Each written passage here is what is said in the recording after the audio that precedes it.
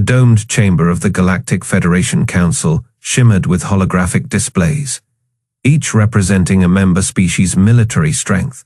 The air hummed with the low-frequency communications of the larger delegates, their massive forms shifting in specially reinforced seating. At the far end of the oval chamber, behind the smallest and most isolated desk, Ambassador Elias Carter adjusted his tie for the third time. "Item Fabi," announced the automated system in a melodic tone. "Petition for military alliance status by the Terran Systems Union." A ripple of amusement passed through the assembled delegates. High Chancellor Vexilor of the Zeperian Dominion leaned forward, his chitinous faceplates shifting into what humans would interpret as a smirk. "Ah yes, the humans." He elongated the word like it was a joke. "What exactly do you believe you can contribute to our collective defense?" Carter stood, his polished shoes clicking against the crystalline floor. "High Chancellor, Earth's fleets may be young, but our tactical innovations—" "Your fleets," interrupted Councillor Drinter of the Vorak hegemony, her forearms gesturing dismissively, "are barely spaceworthy by our standards. My children's pleasure craft have more firepower than your largest warships." Laughter echoed through the chamber. Carter felt his face grow warm but kept his posture rigid. The holographic displays behind him showed Earth's fleet statistics, pathetic compared to the glowing armadas of the major species. Vexilor tapped a clawed digit against his console. "Let me understand. You want full military alliance status. With what, your primitive railguns? Your laughable projectile weapons?" He brought up an image of a human destroyer. "These steel hulls wouldn't survive a single hit from standard plasma cannons." Drinter's translator emitted a sound suspiciously like a giggle. "Perhaps they wish to throw rocks at our enemies. That would be appropriately primitive." More laughter. Carter's datapad vibrated with an incoming message from Earth Command. He didn't need to look to know what it said. Another plea for patience, another request to swallow his pride. "With respect," Carter said through clenched teeth, "humanity has faced extinction, level threats before. We've developed certain unconventional strategies that—" "Enough," Vexilor said, waving a claw. "The Council has heard enough. The vote is unanimous." He tapped his console, and a massive holographic "Denied" appeared above Carter's head. "Come back when you can compute more than—" What was it? Steel hulls and chemical propulsion. His mandibles clicked in amusement. The other delegates began rising, their business concluded. Carter stood frozen as the chamber emptied around him. A junior Zeperian aide paused long enough to say, "Don't feel bad, Softskin, maybe in another 1,000 years," before scurrying after his superiors. Only when the chamber was empty did Carter allow himself to react. He slammed his fist onto the desk, sending his water glass tumbling. The sound echoed in the vast space. "Ambassador," his aide, Lieutenant Chen, appeared at the doorway. "The shuttle is ready." Carter took a deep breath, straightening his jacket. "Send a priority message to Earth Command, full encryption." Chen hesitated. "Sir, the standard report." "Not the standard report." Carter's voice was ice. "Tell them the Federation's answer, and tell them I recommend option Sigma." Chen's eyes widened. Sigma protocol. But that is the only language they understand. Carter strode toward the exit, his footsteps echoing like gunshots in the empty hall. Behind him, the holographic denial still glowed mockingly above the human delegation's empty seat. As they walked through the glittering corridors of Cententrum Prime, past alien delegates who didn't bother to hide their smirks, Carter's comm buzzed again. He glanced at the screen, a single-word response from Earth Command. Acknowledged. The shuttle ride back to Earth took 12 standard hours. Carter spent them all staring out the viewport at the stars, his reflection superimposed over the infinite black. Somewhere out there, humanity's future was being decided, and if the Federation thought they'd seen the extent of human capability, they were in for a very rude awakening. "Eta to Earth orbit in 30 minutes, the pilot announced. Carter didn't respond. He was busy composing another message. This one to Admiral Hayes personally. It contained only 7 words. They laughed. Make sure they remember. As the shuttle entered Earth's atmosphere, the first construction drones were already swarming over the orbital shipyards. From this distance, they looked like bees rebuilding a hive. But Carter knew better. Humanity had been patient long enough. Now came the reckoning. The orbital shipyards of Earth hummed with silent purpose. A swarm of construction drones moving like worker ants across the skeletal frames of half-built warships. Admiral Lisa Hayes floated in the observation deck, her reflection ghostly against the reinforced glass as she watched the birth of humanity's answer to the Federation's mockery. "Status report," she said, her voice calm but edged with something darker. Captain Ryan Blake stood beside her, his fingers dancing across a holographic display. Phase 1 complete. The Defiance and her sister ships are at 80% operational readiness. The new drive cores are stable, faster than anything the Federation has ever seen. Hayes allowed herself a small, grim smile. "Good. And the Council?" Blake snorted, still laughing. "Their last transmission called our fleet a quaint display of primitive ambition." Outside, a massive railgun turret rotated into place on the Defiance's hull, its barrel gleaming under the harsh light of the construction lamps. Hayes watched it with cold satisfaction. Let them laugh. They won't be laughing long. The comms officer's voice crackled over the deck's speakers. "Admiral, incoming transmission from Earth Command. Priority 1. Hayes tapped her wrist unit. "Patch it through." The holographic image of General O'Connor flickered to life, his face lined with exhaustion and resolve. "Lisa, the Council's vote is final. They've barred us from the Centauri exercises, officially labeled us a non-threat species." Blake's fists clenched. "Non-threat, after we held the line at Proxima, after we saved their damn colonies from the Vorak." O'Connor's jaw tightened. "Doesn't matter. They see what they want to see." He leaned closer, his voice dropping. "But the President has greenlit retribution, full blackout protocol. No more transmissions, no more pleas. We go dark until we're ready." Hayes nodded.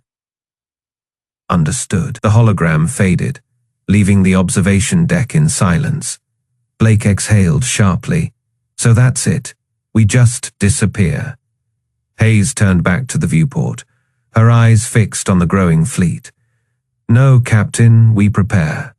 3 months passed without a single transmission from Earth. The Federation's news networks speculated humanity had finally accepted its place.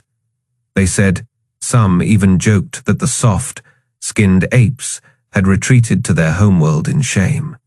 But in the void between stars, hidden in the shadow of Neptune's orbit, the Defiance and her fleet waited. Hayes stood on the bridge, her crew moving with quiet efficiency around her. The ship's AI Vanguard chimed softly. "Admiral, final systems check complete. All vessels report ready for deployment." Blake crossed his arms.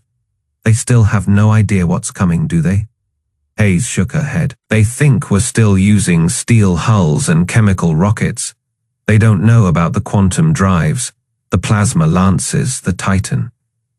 The name sent a ripple through the bridge crew. The Titan, a dreadnought so massive it had required stripping entire asteroids to build its frame. A ship designed for one purpose, to make the Federation remember. Hayes tapped her console, opening a fleet-wide channel. Her voice echoed through every ship, every cockpit, every gunner's station. "Listen up, the Federation thinks we're weak. They think we'll crawl back to our planet and beg for scraps. But we're not here to beg." She paused, letting the words sink in. "We're here to show them what happens when they underestimate humanity." A chorus of affirmations crackled over the comms. Hayes turned to Blake. "Captain, set course for Cententrum Prime. Maximum stealth. I want us right on their doorstep before they even know we're coming." Blake grinned. "With pleasure, Admiral." As the fleet's engines flared to life, Hayes leaned back in her chair, watching the stars blur into streaks of light. The Federation had laughed. Soon, they'd learn the cost of that laughter. Deep in the bowels of the Defiance, Chief Engineer Vargas wiped grease from her hands as she inspected the latest modifications to the railgun array. Her team had worked triple shifts to get it operational, and the results spoke for themselves. Test fire successful. Her assistant reported penetration depth exceeds projections by 40%. Federation shields won't stop a damn thing. Vargas smirked. Good. Let's see how they like getting punched in the face with their own arrogance. Above her, the ship's intercom buzzed. All hands prepare for transition to quantum slipstream in T-10 minutes. Repeat, quantum transition in 10. Vargas patted the railgun's housing like it was a beloved pet. Time to wake the galaxy up. On the bridge, Hayes watched the countdown tick toward 0. The Federation had ignored them, mocked them. Now they'd answer for it. Engage slipstream, she ordered. Space itself seemed to tear as the Defiance and her fleet vanished into the void. Silence had been their answer. Now, the galaxy would hear them roar. The Vorak scout ship Silent Observer drifted at the edge of Sol's gravity. Well, its sleek silver hull, nearly invisible against the cosmic backdrop. Pilot Crick stretched his jointed limbs, mandibles clicking in boredom. Another routine patrol, another shift watching the backwater system of the humans. Still nothing, Crick muttered, his claw tapping the console, just like the last 100 scans. Sensor Officer Telva adjusted her Superior ocular implants, the lenses whirring as they recalibrated. I've been silent for months. No transmissions, no fleet movements. Maybe they finally realized their place. Crick chuckled, a wet rasping sound. Or maybe the ship's alarms shrieked. Telva's implants flared red. What in the void? The sensor array lit up like a supernova. Hundreds, no, thousands of signatures erupted from the Oort cloud, streaking toward them at speeds that defied Federation physics. Crick's claws scrambled over the controls, his carapace flushing pale with shock. Impossible. No species can accelerate like that without gravitic drives. Telva's voice cracked. They're human signatures. The comms crackled to life. A voice calm and cold filled the cockpit. This is Captain Ryan Blake of the USN Defiance. You are trespassing in sovereign human space. Crick's claws froze. The Defiance wasn't on any Federation registry. It shouldn't exist. Yet there it was on the scanners. A monstrous angular warship, its hull bristling with weapons the Vorak had no classifications for. Telva's implants flickered wildly. Crick's, their energy readings. Those aren't plasma cannons there. The Defiance fired. A streak of tungsten alloy accelerated to relativistic speeds, punched through the Silent Observer's shields like they weren't even there. The impact sheared off half the scout ship's hull, sending it spinning into the void. Crick gasped, his carapace cracking against the console. Mayday, Mayday, we're under attack by... Another voice cut in, this time from a different ship. Wezen Vengeance here. No Maydays, no survivors. Telva screamed as the Vengeance locked on. Its point defense lasers ignited, slicing the Silent Observer into molten scrap. The last thing Crick saw before the explosion tore him apart was the swarm of human warships, each one uglier, deadlier than the last, streaming past the wreckage toward Federation space. 3 light years away, aboard the USN Defiance. Captain Blake watched the scout ship's destruction on the tactical display. His XO Commander Hale let out a low whistle. Well, that got their attention. Blake didn't smile. Good. The bridge crew worked in grim silence, their consoles alive with data. The Defiance wasn't just a ship, it was a statement. 16 railgun batteries. Plasma lances reverse, engineered from captured Vorak tech. And the Pi-Face de Face Assistance, a prototype FTL drive that left Federation science in the dust. Hale leaned in. Scouts at Beta. Faye just picked up the distress call. Federation's gonna know we're coming. Let them. Blake activated the fleet-wide comm. All ships. This is Defiance Actual. The Federation thinks we're weak. They laughed at our ambassadors, dismissed our fleets as toys. His grip tightened on the armrest. Today, We remind them why that was the last mistake they'll ever make. A chorus of affirmatives crackled back. The Vengeance, the Titan, the Retribution. Dozens more, names forged in secrecy and fury. Hale checked the tactical map. Federation borders 5 hours at current burn. Their nearest fleets, the Faith Superior Armada. Blake's lips curled. Perfect. On the bridge of the Superior dreadnought Pride of Cententrum, Fleet Commander Zorath received the distress call with disbelief. Human ships? Impossible, he hissed, his scales darkening with irritation. Their fastest vessels barely reach half our cruising speed. Sensor Chief Vell's frills trembled. Commander, the scans don't lie. They're moving at our tactical speeds. And their weapons. Zorath slashed a claw through the air. Enough. It's a trick, some primitive stealth tech. He turned to the comm officer. Alert High Command and scramble the Faith Armada. Vell hesitated. Sir, protocol dictates we. Protocol. Zorath's laugh was a razor's edge against humans. He activated the fleet-wide channel. All vessels battle formation Delta. We crush this pathetic incursion before it begins. The Superior Armada, 40 gleaming warships, each a masterpiece of Federation engineering, shifted into attack formation. Their plasma cannons hummed to life, shields shimmering like golden domes. Zorath smirked. Let the humans come.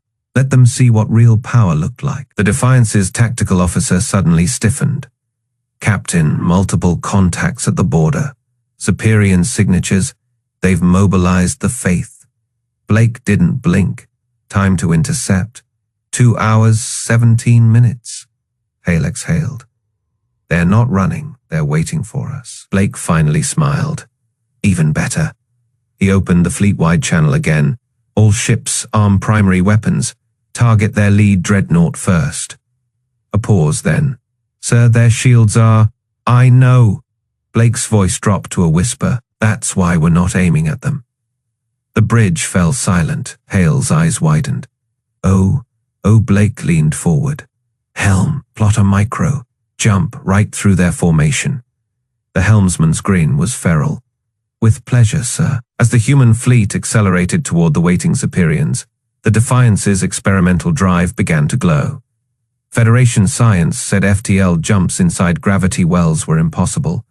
Today, humanity was about to prove them wrong. Again, the golden armada of the Galactic Federation shimmered against the void, their sleek hulls reflecting the distant starlight. Fleet Commander Zorath stood on the bridge of the Pride of Superior, his 4 arms clasped behind his back. His carapace gleamed with the polished arrogance of 1,000 victories.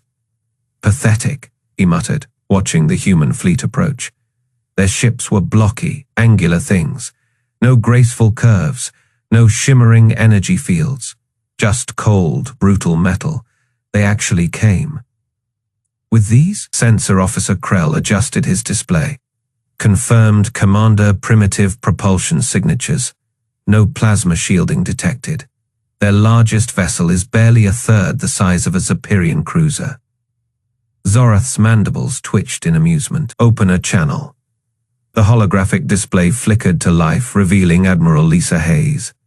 Her face was unreadable, her posture rigid. Behind her, the bridge of the USN Titan hummed with quiet efficiency. Admiral, Zorath said, his voice dripping with condescension. I admire your bravery, or perhaps your stupidity.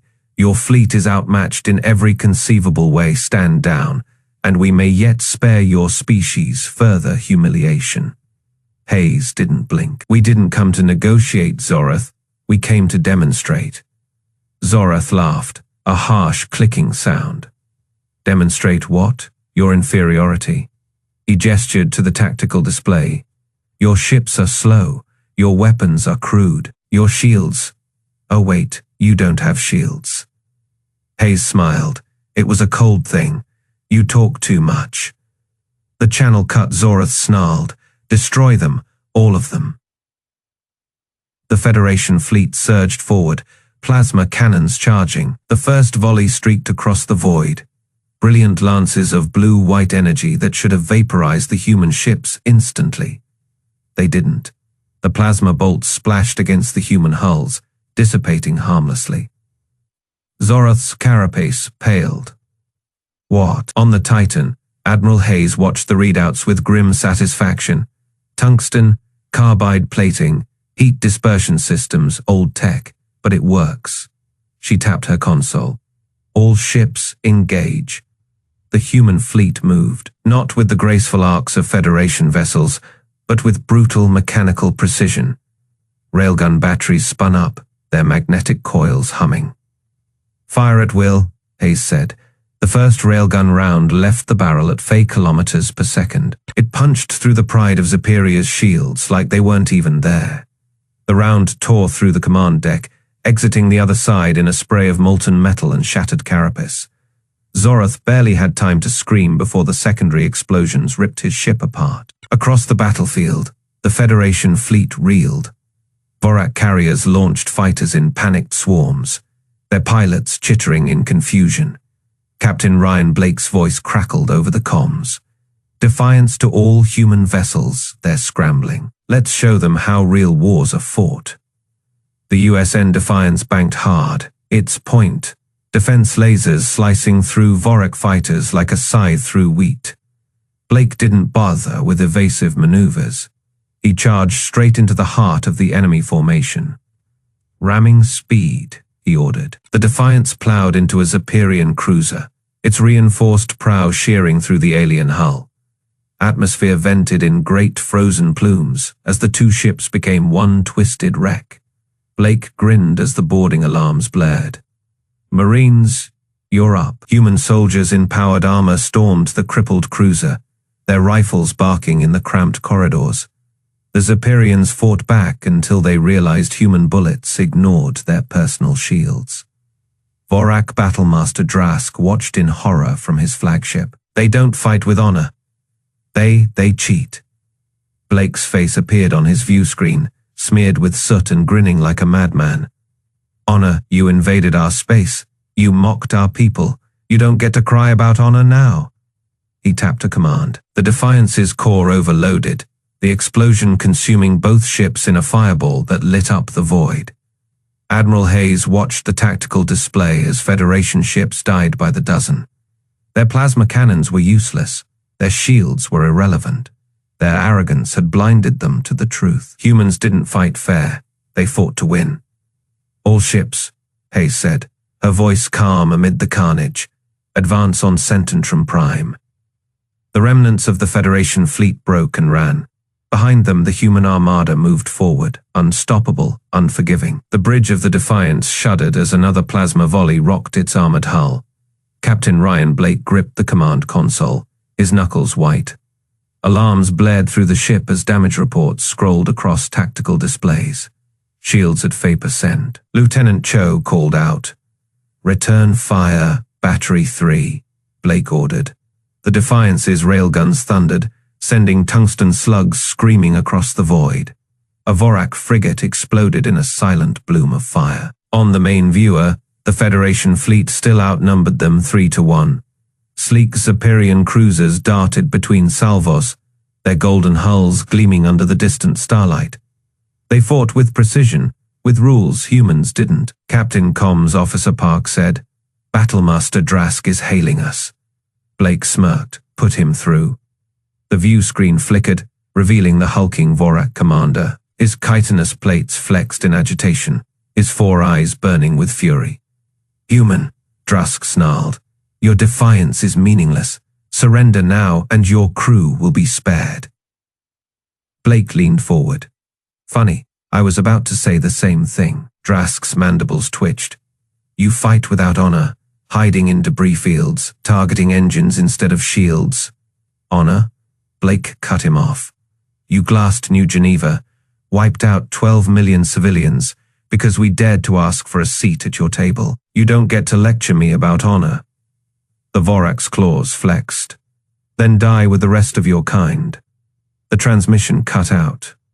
Captain Tactical Officer Rivera said, "The Stormclaw is moving into firing position. They're locking plasma lances." Blake didn't hesitate. Helm, hard to port, full burn. The Defiance banked sharply, its engines roaring as it dove straight into the wreckage of a shattered Federation carrier. Plasma bolts seared past, melting through twisted metal. "Sir, we can't take much more of this," Cho warned. Blake's eyes locked onto the Stormclaw. The Vorak dreadnought loomed ahead, its ventral guns glowing with charging energy. "Then we don't take it," Blake said. "We give it back," he tapped the ship. "Widecom, all hands, brace for impact. Marine teams, prepare for boarding." The bridge crew exchanged glances. Boarding a ship mid-battle was suicide. "Unless you were human, Helm," Blake said, ramming speed. The Defiance's engines flared, the ship lunged forward, its reinforced prow slamming into the Stormclaw's weakened shield grid. Metal screamed as the two vessels locked together. "Marines, go!" Blake barked. Across the hull, armored figures surged through the breach. Human Marines in powered exosuits crashed into the Vorak defenders, their rifles barking. They fought like demons, close, brutal, and fast. On the bridge, Drask's voice crackled over the comm again. "You madman, this is not how war is waged." Blake grinned. "You're right, this is how we wage it." He turned to Rivera. "Detonate the core." The tactical officer's fingers flew over the console, charges armed, 30 seconds. Blake hit the evacuation alarm. "All hands, abandon ship." "I repeat, abandon ship." The crew scrambled. Escape pods launched as the Defiance's reactor spiraled toward critical.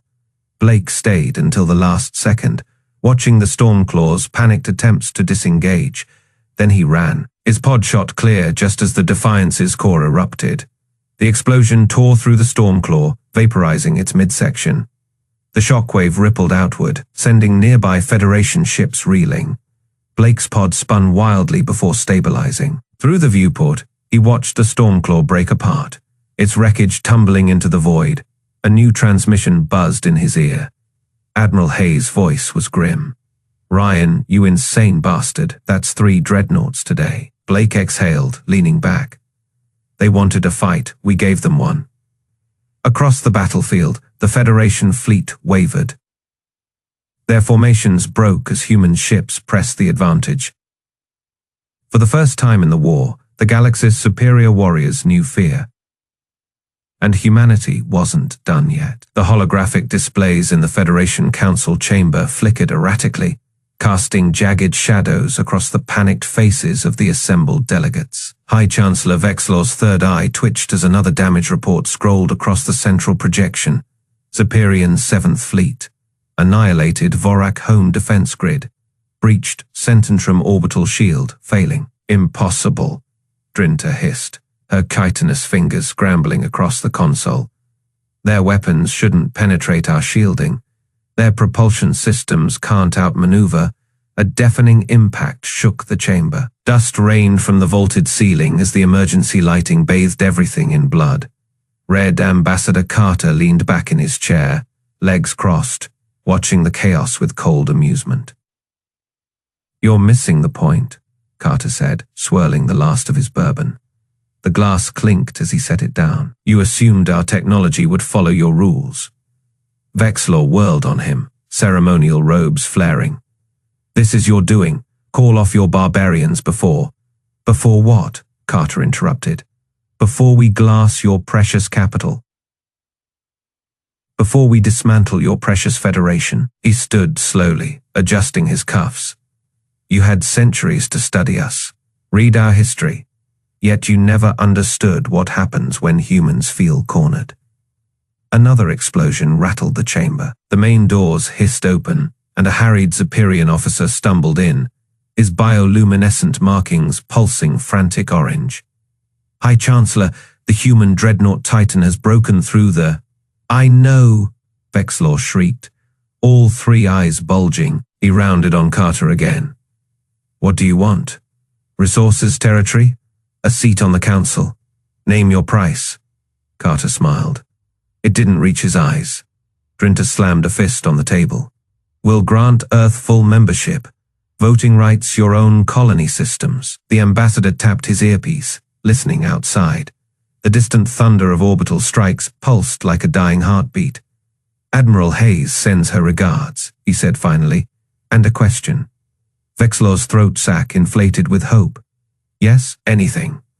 "Remember what you told me 3 years ago?" Carter's voice dropped to a whisper.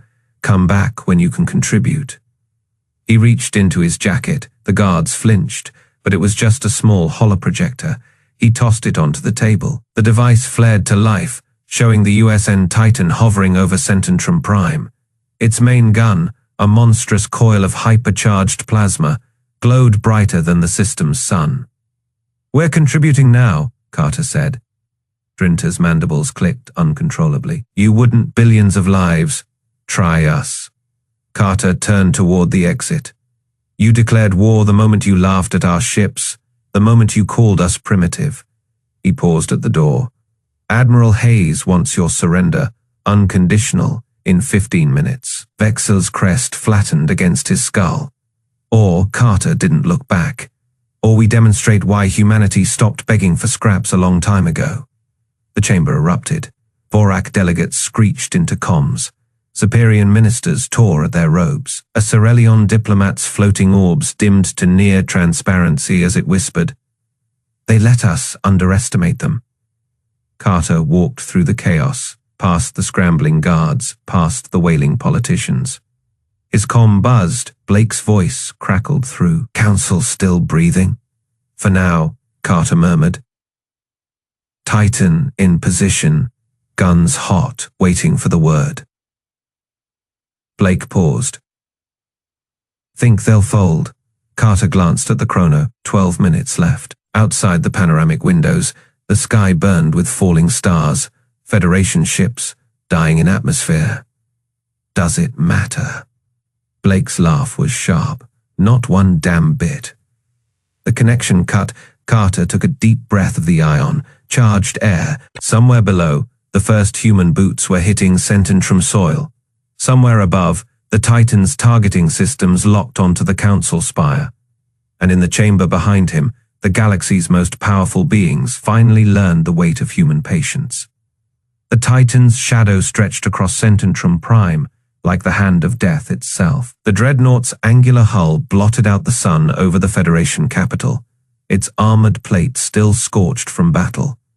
Inside the war room of the USN flagship, Admiral Lisa Hayes watched the planet below through the main view screen. The glittering spires of the Federation's greatest city looked fragile now.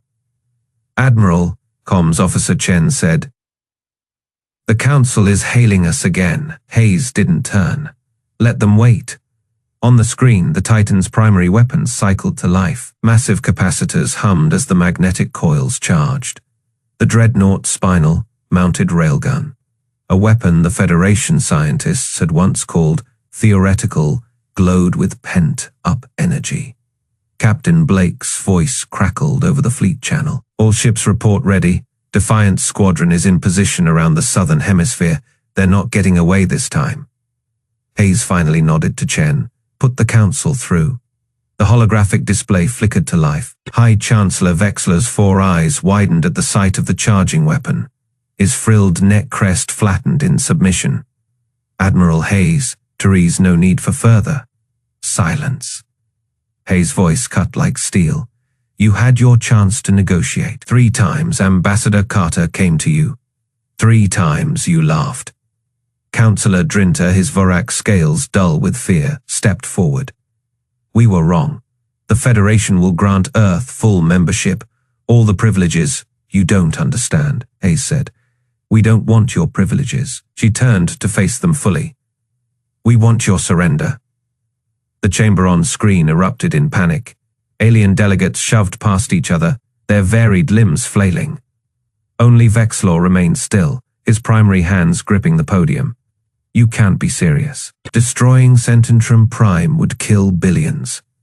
Hayes smiled. It wasn't a pleasant expression. "Funny that never stopped you when you glassed Proxima Colony." A new voice spoke, Ambassador Carter, watching from the Titan's observation deck. "You made one fatal mistake, Chancellor. You judged humanity by your own standards." The weapon's hum grew louder. Warning lights flashed across the bridge, As the railgun reached Faycharge, Vexler's voice cracked. "What do you want?" Hayes leaned forward. "Unconditional surrender. Every Federation fleet stands down. Every occupied human world evacuated.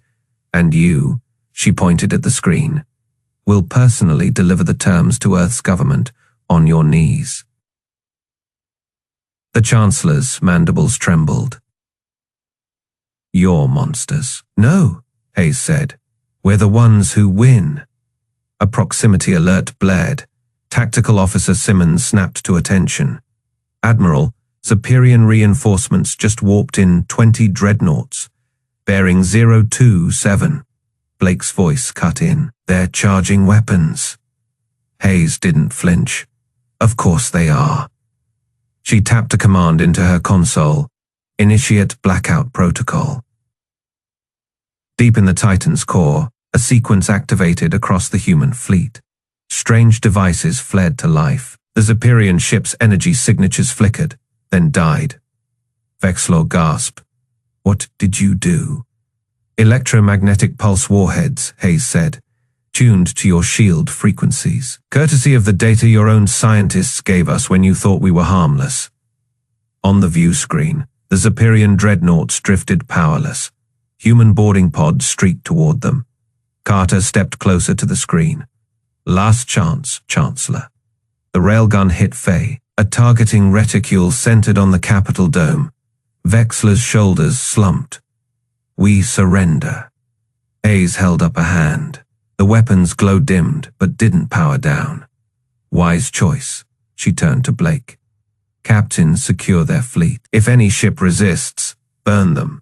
Blake finished. As the transmission cut, Hayes finally exhaled. Around her, the bridge crew erupted in cheers. She silenced them with a look. "This isn't over. The hard part starts now." Chen frowned. "Admiral." Hayes stared at the planet below. "We just rewrote galactic history. Let's make sure they never forget it." Outside, the Titan's guns remained trained on Cententrum Prime, a silent promise, a warning the galaxy would learn. The chamber that had once echoed with laughter at humanity's expense now stood silent. The polished obsidian floor reflected the flickering emergency lights, casting jagged shadows across the faces of the surviving Federation leaders. High Chancellor Vexler's once pristine silver robes were torn, his crest flattened in defeat. He stared at the human flag now mounted where the Federation emblem had hung for millennia. The crimson and blue banner seemed to burn against the sterile white walls. Captain Ryan Blake stood at the center of the room, his boots leaving bloody prints on the floor. His armor was scorched, his face smeared with soot and coolant fluid. Behind him, a squad of human Marines kept their rifles trained on the cowering council members. The air stank of ozone and fear. "You should have listened," Blake said, his voice calm. Too calm. Councillor Drinter, her Vorak carapace cracked from the fighting, hissed through broken mandibles. "This is madness. The Federation spans thousands of systems. You can't possibly—" Blake didn't raise his voice. He didn't need to. We just did. A hologram flickered to life above the central console. Admiral Lisa Hayes' face appeared, her expression unreadable. The feed showed the USN Titan hovering over Cententrum Prime, its planet-cracking railgun still glowing from the test fire that had split a moon in half. "Final terms," Hayes said. "The Federation disbands, Earth assumes control of all military assets. Any resistance will be met with orbital bombardment." Vexler's frills trembled. "You're no better than the warlords you claim to oppose." Blake chuckled. "We never said we were better, just winning." One of the Superior aides suddenly lunged for a concealed sidearm. He didn't make it halfway. A single gunshot echoed. The Marine hadn't even blinked. "Anyone else feeling heroic?" Blake asked, scanning the room. No one moved. Ambassador Elias Carter stepped forward then, his crisp black uniform a stark contrast to the disheveled aliens. He held a data pad, its screen displaying the new galactic charter. "Sign," he said, sliding it toward Vexler. or we reduce Cententrum to asteroids. The High Chancellor's claws shook as he pressed his palm to the screen. One by one, the others followed. Outside, the sky burned. Human dropships descended like steel rain, disgorging regiments of armored troops into the capital's streets. Federation citizens watched from shattered windows as their once great civilization knelt. In the orbital docks, the Defiance, or what was left of her, drifted among the wreckage of 100 Superior warships. Her hull was breached in a dozen places, her engines dark, but her flag still flew. On the bridge, Lieutenant Mara Chen wiped blood from her forehead and grinned at the tactical display. They really thought chemical propulsion was our best tech. Ensign Kovalov laughed, his fingers dancing over the wreckage reports. Should we tell them about the quantum slipstream prototypes? Let it be a surprise, Chen said. Back in the council chamber, Blake keyed his comm. Admiral, it's done. Hayes' voice crackled back. Good, prep for Phase 2. Wexler's head snapped up. Phase 2. Blake holstered his sidearm. You didn't think this was just about you, did you? He leaned in, close enough for the Superior to smell the gunpowder on his breath. The Crixian horde's been pushing into the Cygnus sector. We're going to show them what happens when you raid human colonies. Drinter made a choked noise.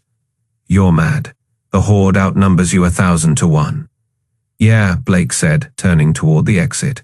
His Marines fell in behind him. We like those odds. As the chamber doors sealed, the last thing the Federation leaders heard was his laughter echoing down the hall, across the galaxy, on 100 worlds. In 1,000 languages, the same message scrolled across every screen. Earth protects its own, and beneath it, in smaller text, try not to piss us off again.